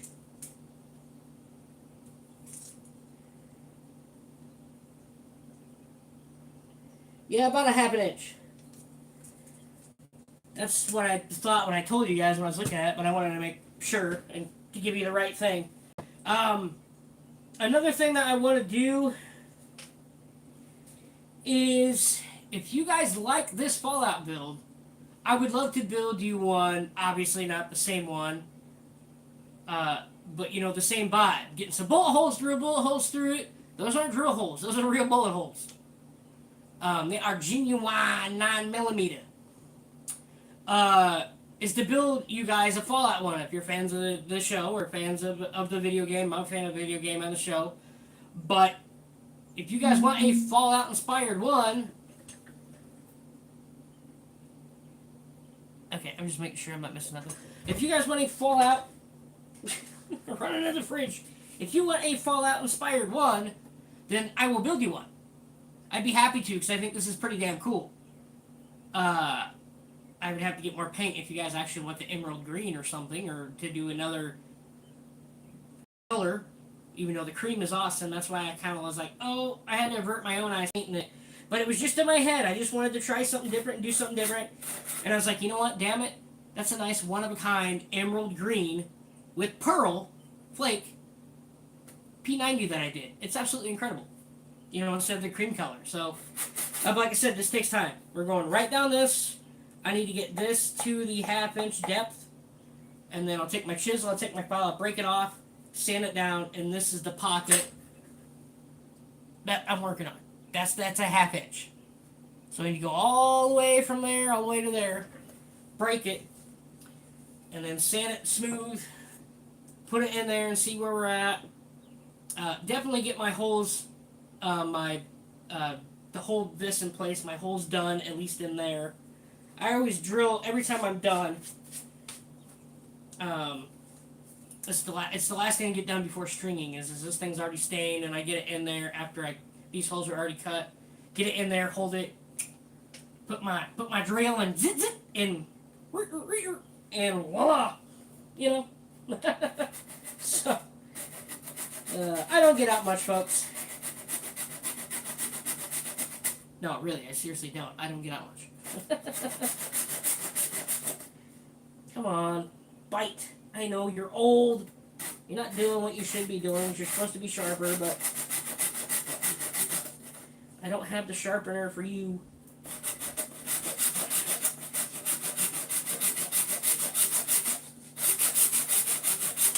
Ugh. Almost. Got a long way to go and a short time to get there. Oh man. Got a long way to go and a short time to get there. Come on, bandit, run. Well, dip me in ounce of grease and call me slick. Okay. Ouch. I said don't saw my leg off, and what the heck did I do? I just saw my damn leg. Owie. Owie! Alright, that's perfect. Now about like eight more. Something like that. Alright.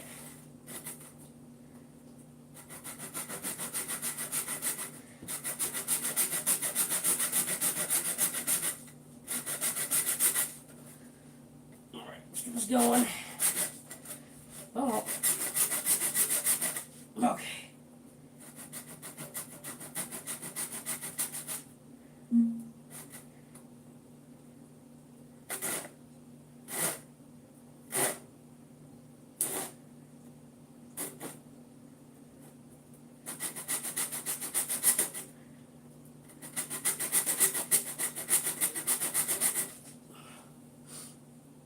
Alright.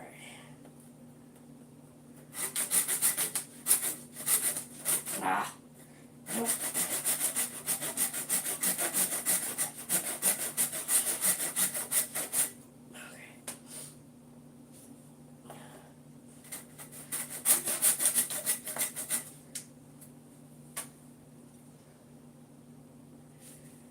Okay.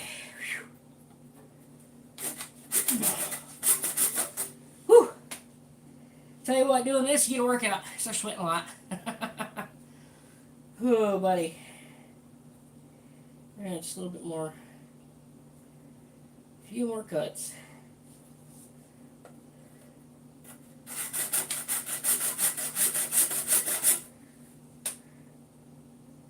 Okay.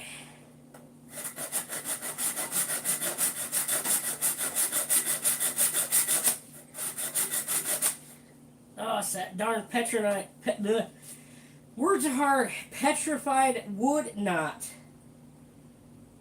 That's cool, you know, nobody's ever gonna see it. That looks amazing. Amazing.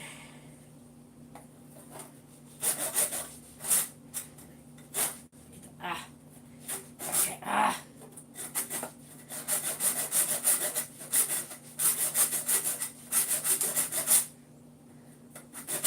Son of a bitch. Oh, it's those two broken teeth. And I'm going through a petrified knot. Almost there.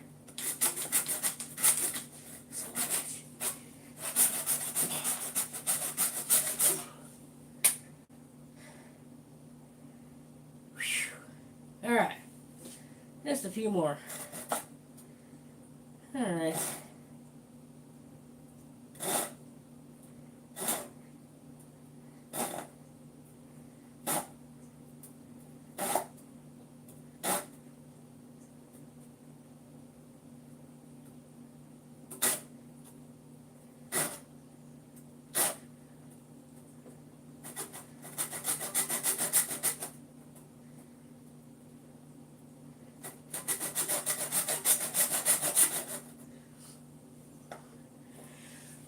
But yeah, this takes time. Whew! I am sweating up a storm, man. But I don't need to put a fucking fan in here. It's just gonna blow that sawdust all over the place, and it needs to stay right where it's at.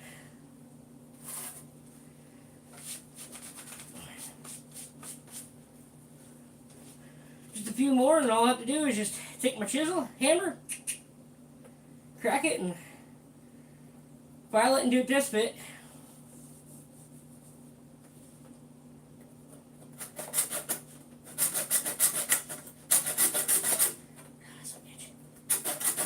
Come on, baby. Ooh, shit. Choke up a little bit. Oh, I know, saw you're old. You can still do the trick, you just take forever.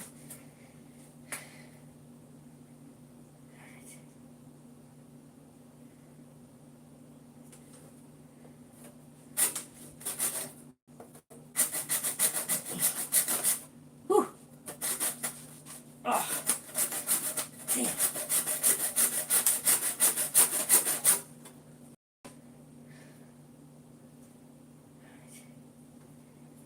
Okay. Just need to get that.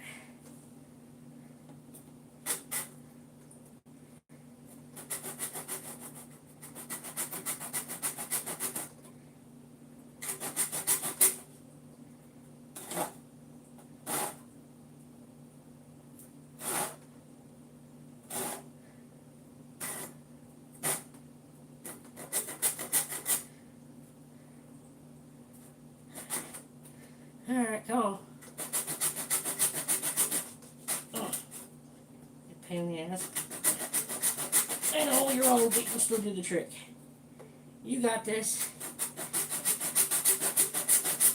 Oh.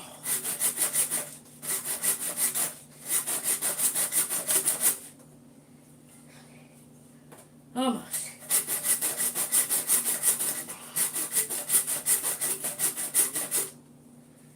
It just takes time when you're doing it this way versus a table saw.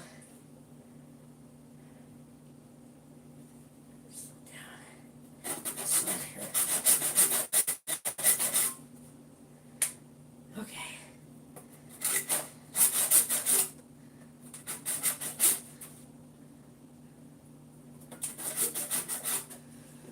Okay. So you get your ham dammer. That's what I call it, ham dammer. Ooh, sweating. Get your, oh boy. You can do a chisel.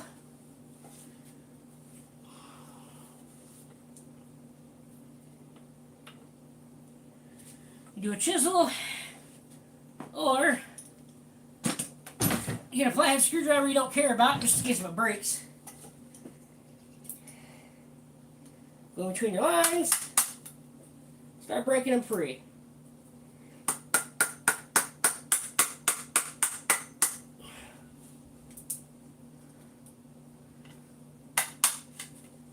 Just like so.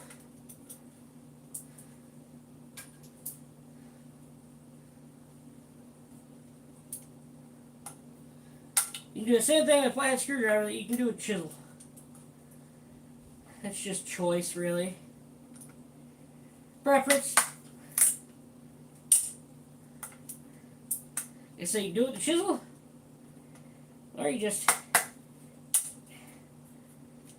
do it with a flathead screwdriver.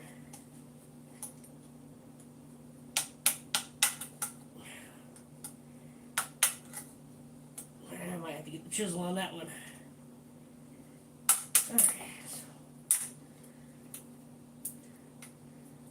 Just start breaking them free.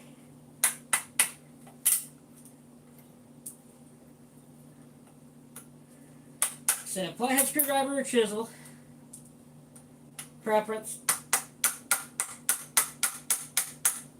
And just in case if you break it, make sure it's a screwdriver you really don't care about. That way you're not so miffed, like, I broke a screwdriver, I gotta go get another one. Like, use one like a head, use one like if a little bit of the head snapped off. Use that one. It's if you don't have a chisel. The problem is with these holes I cut, this chisel's too thick. So let me show you. It's too thick to get in between the holes. The right way.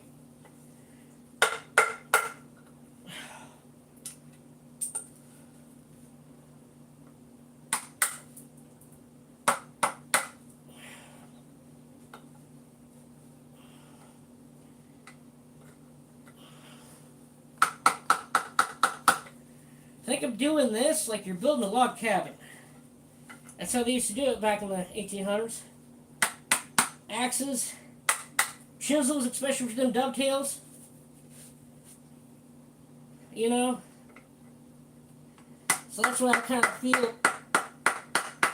feel at home with a chisel, because I've done that a time or two in my life. I wish I could always build one and live in one. Maybe one day when I'm like, I'm halfway over the hill. Not there yet. Almost. But you just want to get it nice and square. Show you once I'm done here. I'm actually trying not to hit my fingers. My fingers are sensitive since I broke them so many times. Get that chisel down in there.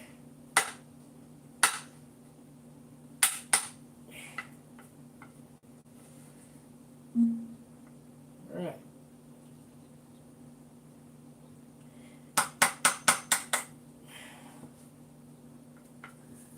Alright.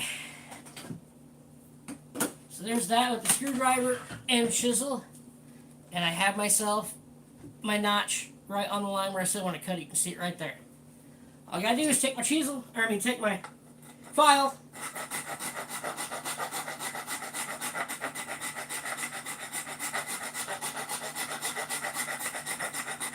Come in here, clean it up. Make it nice and smooth.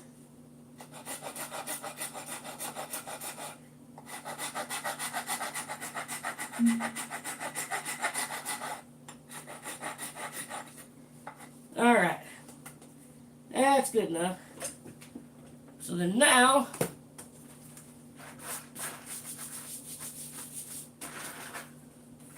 alright.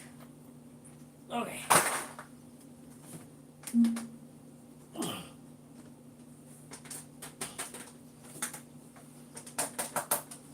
Okay.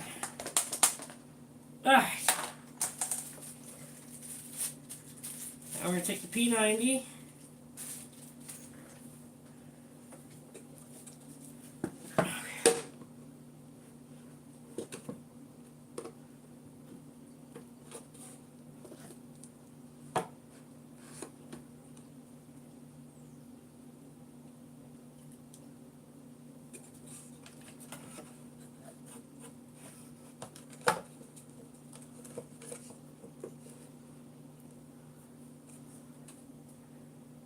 Alright.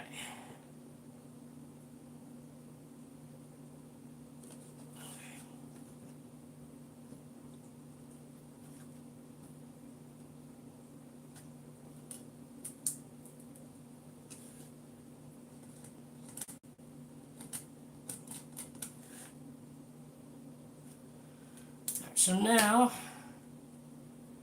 all I gotta do is get a little trough cut for those.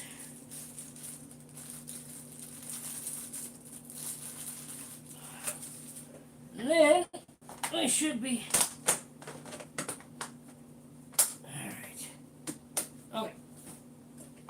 Okay. Alright.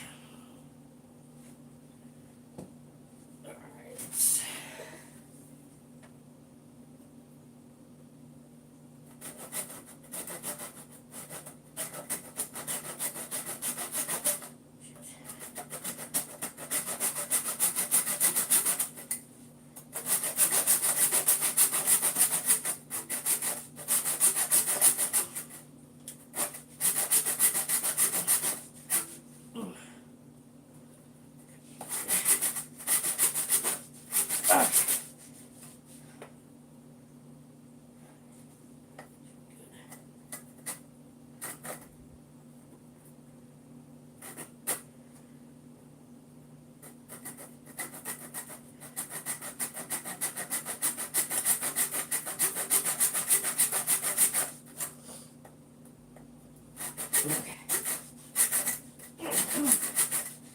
Come on, almost there. Let's go. Ah, shit.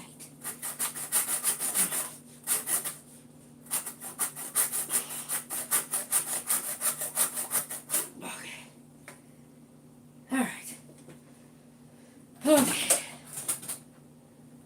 Alright.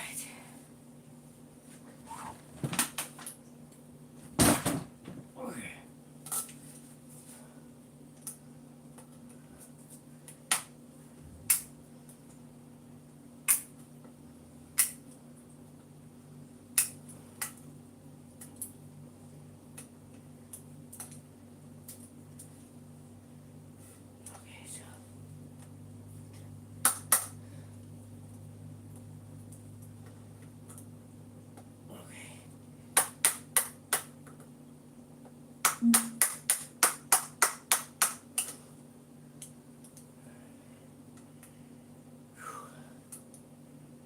Alright.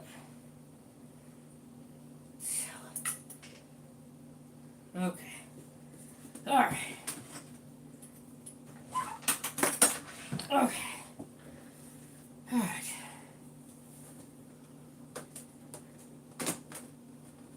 Alright, I'll test fit. So what I have to do there is, you see the screws? I had to make the depth just right.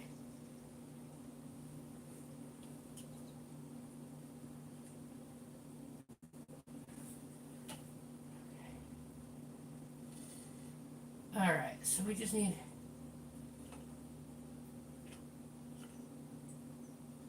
a little bit more sanding. A little bit more sanding and we got it. Wherever the pickup's going to be resting.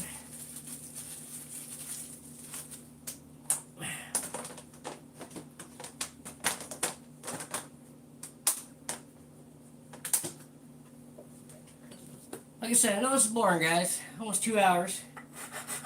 Like I said, this stuff takes a lot of time, especially if you're doing it the hard way and not the easy way with easy equipment, but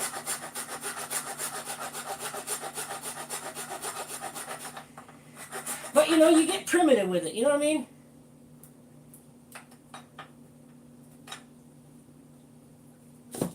So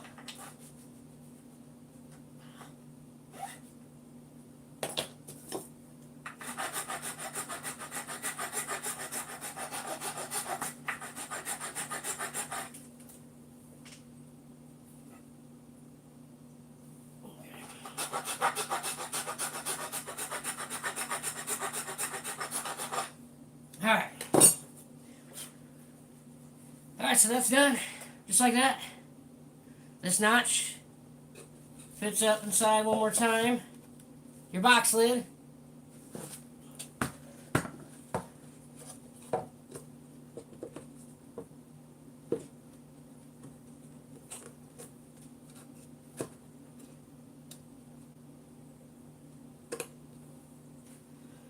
Perfect.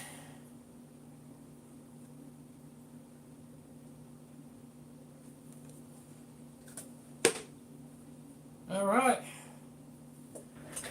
That'll do that.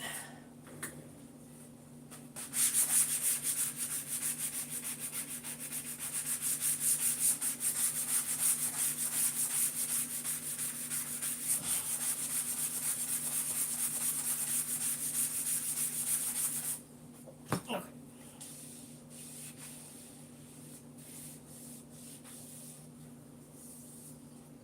Alright. Perfect. See a little bit, then you can't see a little bit.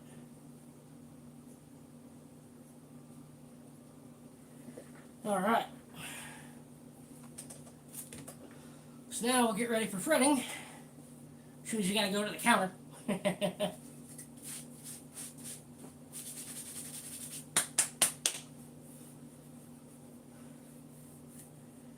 Well, you know what? I'm gonna sand this a little bit more. So I'll jump off here with you guys. And like I said, I'm gonna set this in here. It's almost dry. And you line up your frets and where they're gonna be cut.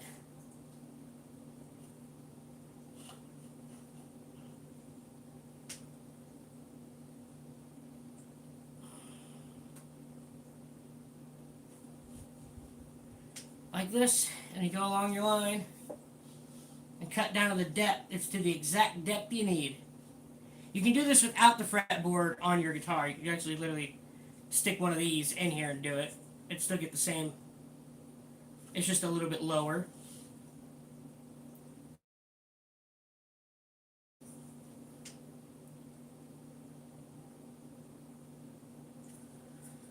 Yeah, I'll have to do it that way.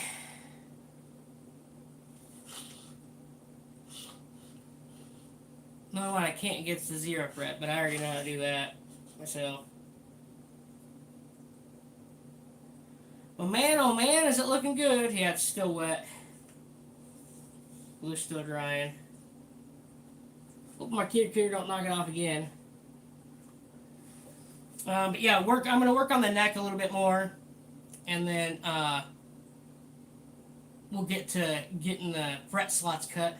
Hey, I can't get in. Oh, hold on, guys.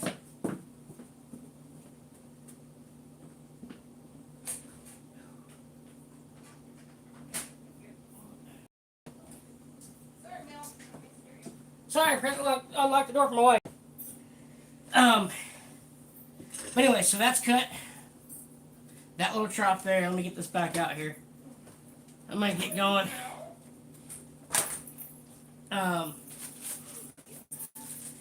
So the pickup, you see the screws sticking down. So I had to get a trough made. This is going to line up flat. And you can see the screws. There's enough room for the screws. And then I can adjust this just a little bit back and forth here. Oh no! Should I drop it? Well, I dropped it, so hopefully it still works. Anyhow, sure that gives you the gist of it. So, a lot more neck work to do. Get ready for our fret work, so that way I can stay in here the next couple days before the rain comes back. Because it looks like that way all through next week, too. So, It's raining now. try to get ready to stain. I know that stuff was boring, but I hope a lot of the stuff that I said helped. I hope you guys understood. Millie getting in the shot. He's my little helper. But yeah, so all that stuff said and done. You know what? Before we get off of here, I got a lot of sawdust to get done. I told you I was going to show you I forgot about that. So, nope, it's my volume pots and jacks. Okay, all right. These are 1950s parlor tuners. Gibson used to use these. My original 1950 parlor guitar, my Fender guitar, acoustic, has these on it. And I like how they're rounded instead of squared, like the ones I normally used to use. But these look really good. Let's give you look at that. Doesn't that look awesome? And I love it because the open gear. By having all these on here, go check out my Instagram, American Heritage Guitar 79. You can see when I set this flat and I put all the tuners in, so you can see what the back of the tuners look like. And always when you put tuners in, we'll get to that, but when you put tuners in, always make sure your gear is down towards when you're playing the instrument. But those look really, really good. That's just me. I'm being biased, but I think they fit the overall look. I like how these are rounded versus the old square ones I used to use. They're still parlor type, but they're fancier with the square. I'm trying to remember where I have some. They're in here. Hold on, let me grab this. Here we go. I'll show you. These guys. This is like my last set I have. So, it's these. They're still the parlor type, but see, they got a zigzag pattern, or I mean a Z pattern, as I like to call it. See, tuner up, tuner down. The parlors have straight up and down, but these are square. They're giant square tuners. See what I mean? The Parlor just has a different look with that pearloid. See the pearloid? So I think the new Parlor style are awesome. Plus they're going to look good on this build and a few other builds here down the future, but we got that cut. I didn't get the holes drilled down, but I don't know if you guys even want to watch that. But the holes drilled down for when this thing is said and done to go in, then I just zippy and with the screws. And voila. But we still got a lot of shaping on the neck to go. It's still like a baseball bat. I don't mind it. But like if I ran into some of my friends or something, I'd be like, here, try this guitar, it's awesome. I want to make sure that it's the perfect Fender or Gibson style round. Well, I hope you guys enjoyed that. I know a lot of that was boring because a lot of sanding and everything else, but I wanted you guys to see how I do it because I don't have the fancy stuff. I can still do my job, but it does take a whole hell of a lot longer, and you have to be extra careful not to cut yourself.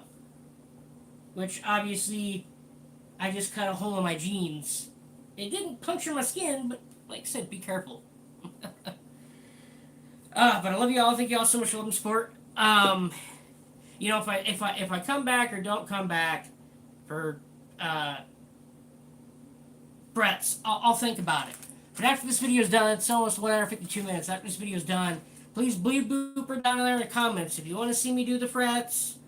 I don't think you want to watch me stain, but that's when the guitar gets its attitude, especially your neck gets the attitude and just it has that look. So then I'm gonna also ask my wife here this weekend if she'll try to copy the Fallout logo for me to where I can cut the piece of paper out as the stencil it with my pencil or my marker, and that way I can wood burn the Fallout logo. Because I really need to do, well, after I do my drill holes, then I know from here and here. But I want to wood burn it. You know, if I can get my hand to cooperate, I really want to wood burn it instead of just putting a decal on the back of it, that Fallout one. I really, really want to wood burn it. I think that would be cool. So I'm thinking about that. But anyways, we're getting there. It's just all this stuff takes time, man. Like I said, usually, you know, my guitars always take me half a month to a month, depending on how intricate I get. You know what I mean? You know what I mean, Number Gene?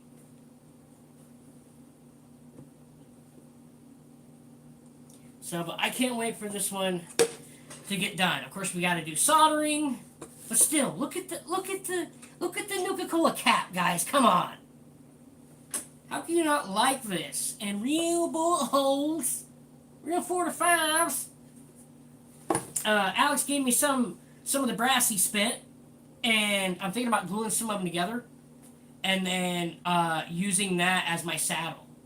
I'm going to use a dry erase marker, an eraser, a pink eraser. I've got some, and then glue that on top of there, and a few of those will be my saddle. I'm thinking, you know, you have a nice pink eraser, but you're gonna have nice spit rounds of 9mm. I think it would be fit this. I don't have any more saddles, so I gotta make something. I have some banjo saddles. I don't remember what I did with them now, but I just don't think the banjo saddles, you can use it on these type of builds, but I'm using heavy gauge strings. 42, 34, 42, 34, 36, or 32. I don't know. I've got my strings buried, but they're heavy gauge strings. Almost make it sound like a baritone. But it's going to be deep. This thing's going to be like a nice rocker. Play some good old, you know, rock and roll on it, but I think you can jam out and play some good old 50s tunes and get some country twang going, you know? Alright, guys, that's it for today. But I love y'all. Thank y'all so much for loving support, guys. And be back soon enough. But we will catch you on the flip side and the dark side of the moon back here at AHG some other time. Everybody have a good Thursday. Because today is Thursday, April 2nd. Thank God we got through April Fools. Ugh. Good. gracious. But yeah, I don't know what else to say other than I know I sound crazy, but that's what's in my head, what I hear, what I see, how I think of going about these guitars, and like I said, backstories, and just I have major OCD problems, and I'm kind of throwing them all out the window on this one, not with the neck, but like the box and everything. But yeah, so this thing should be drying a little bit. You remember Millie Moo threw it on the ground. That's what I was grabbing. So, but yeah, it's still rocking. It's not set. So we'll do frets some other time. Um, yeah, and see that also takes time and patience. So you get perfectly straight lines. But we'll get it. We'll get into that. I'm trying to think if I forgot anything I wanted to say, or um, I don't know. I'm sweating. It's not even hot outside today. I got both the windows open, the one in the back and the one in the front. Whew. I don't know. Hopefully I didn't miss anything. Who knows? But I just hope that these videos, help some of you guys out. We'll hopefully go out and build a guitar. I really want to build a diddly bow. I really want to do a video for families. To get interactive with your kids and build an instrument together that's the primitive instrument that started all the instruments nowadays and all the big names. These instruments right here started it all. So I got that floating around in the old think tank for later on in the summer. But yeah, I don't know. I'm just feeling really good about this. I'm glad to be back building. I think this guitar is going to be the cat's meow, the bee's knees. All you cool cats and kittens out there. Yeah, I'm sorry. I might have forgot stuff, I guarantee you. But oh well. Anyways, I'm going to go chill. I need to have a smoke. Get a headache. Thanks for sticking out with me, guys. And, yeah. Like I always say, we'll catch you on the flip side of Dark Side Moon back here some other time. Everybody just have a good rest of your Thursday. I might just take the weekend off here and come back Monday or Tuesday. I just gotta watch the weather. But if you guys want to see me stain, bleep blooper down there in the comment section. If y'all watch this for 4 hours and 58 minutes, holy crow. Alright, love y'all. I'm out.